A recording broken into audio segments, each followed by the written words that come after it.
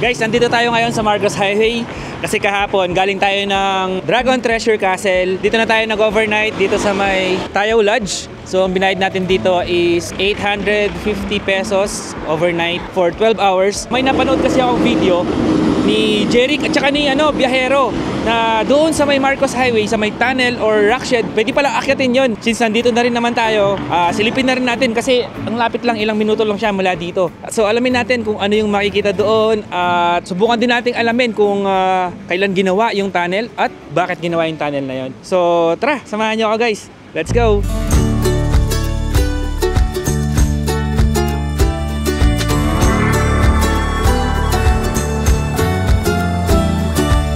Good morning, Baguio City. Silip lang muna tayo ng view dito.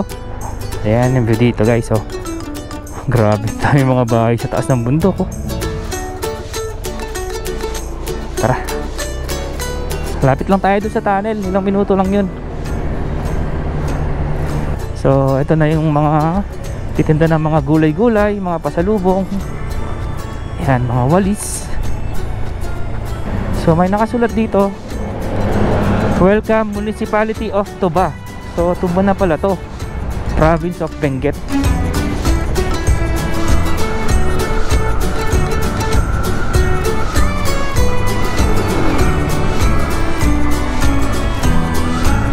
Ayun yung tunnel. Doon tayo pupunta, doon sa taas ng tunnel.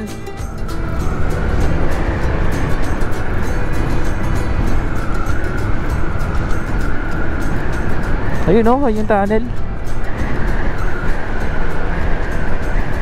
Diyan, nakapunta na rin tayo sa pinakataas ng bundok na yan. Kaya lang, bawal kasi i-vlog yan eh. Sa may papuntang radar station sa may Mount Santo Tomas.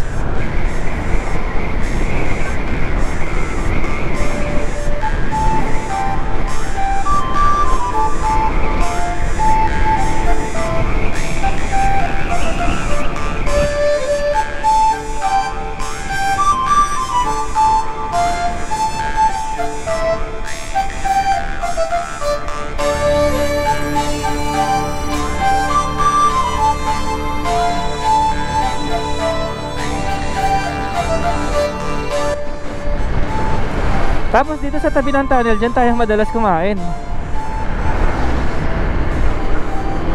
Hindi ko lang may daan pala doon, paakyat doon sa tunnel. Buti na lang napanood natin kay Biyahero at saka kay Jeric. So ngayon sisilipin natin, pupuntahan natin kung ano yung makikita doon sa taas.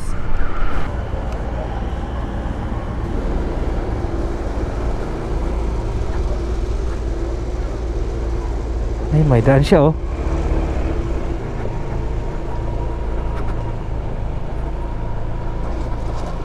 Dati kasi wala ito eh. Dati wala yung daan na to. Mga kubo yung nakalagay dyan dati. Ngayon may daan na paakyat. Kaya pwede pumakyat po dyan? Ano ka, vlogger? Opo. Alin po? Pwede na. Pwede na po talaga akyatin. Ngayon pa lang po. May pangalan ako dito, Kissing Clouds. Ano po? Kissing Clouds? Kissing Clouds Farm. Kissing Clouds Farm. Ano ang gamitin nyo? Okay. May ano po yun? May Facebook na po yun? Wala pa. May Facebook ako pero Kissing Clouds Market. Kissing Clouds Market. Oh, yung gulay yan ay farm, hindi ko pa inano. Dati kasi sir, pumupunta ako dito kaya lang wala siyang daan, may mga kubo diyan. Oo, ako 'yun, nilagyan lahat 'yan. Ngayon may daan na siya, paakyat talaga. Ano po ba yung meron diyan sa taas, sir? Hindi ka nakapunta? Hindi ba po, aakyat pa lang? Tignan ko muna. Ayun, kala ko nakapunta ka na diyan. Hindi ba po? Ngayon pa lang. Anong pangalan niyo, sir? Joseph.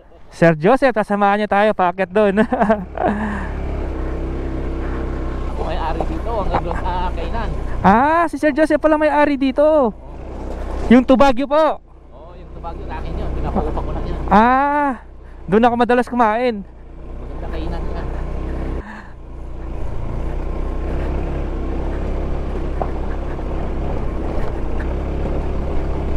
Ako mga tanim ko.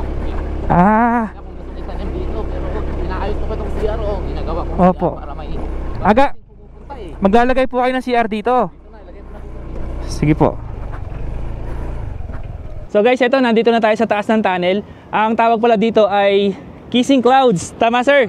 Ayan, si Sir Joseph po ang may-ari ng space or spot dito. Kissing Clouds Farm. Kissing Clouds Farm. So sabi ni sir, i-develop daw niya ito.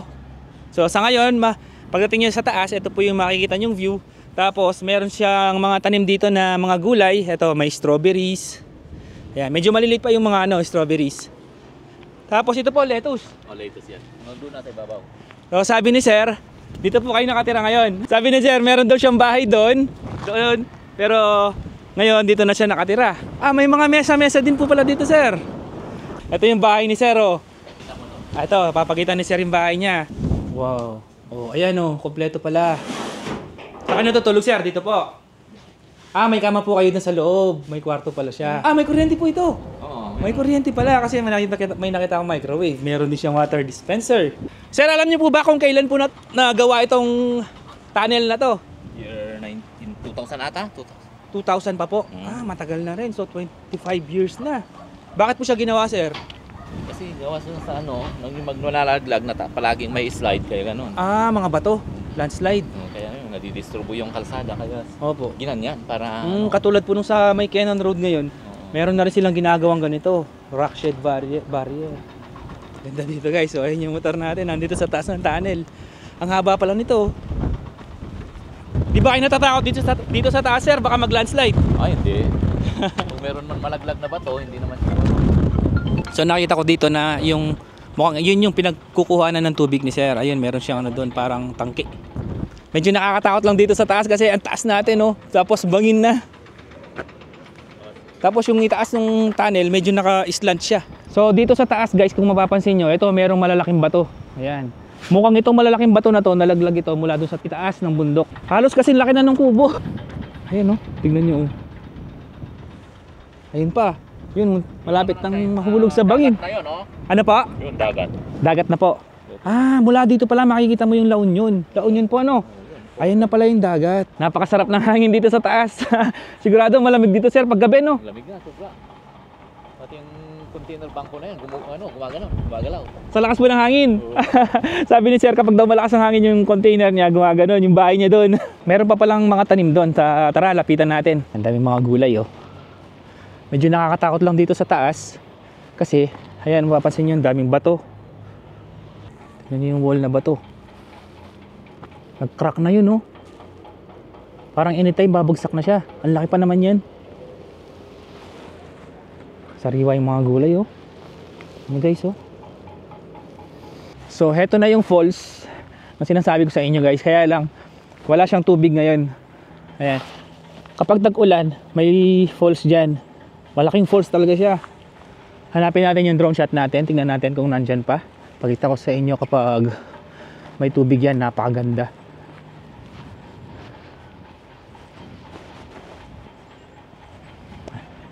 Dito pumupunta yung tubig dito sa baba. Ang taas pala nito. Pakataas pala nito, guys, oh. Ito, madami pa mga tanim dito. Tapos dito sa itaas, napansin ko may mga tubo. Tubo siguro ito para sa tubig. Malapit na tayo sa dulo. Sariwa, guys, oh. Yung mga gulay, oh.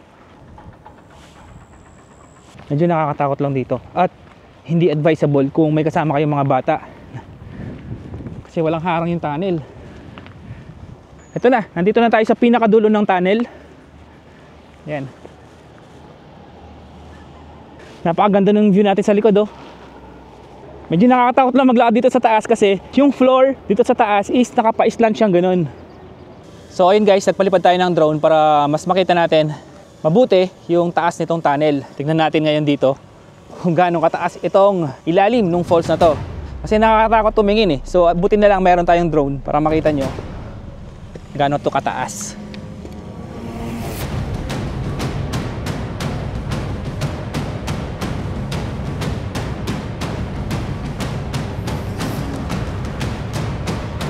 Ito naman yung falls, guys. Ayan, oh. Makita nyo. Ayan, napakataas. Ayan, napalipad tayo ng drone para mas makita nyo na mas mabuti.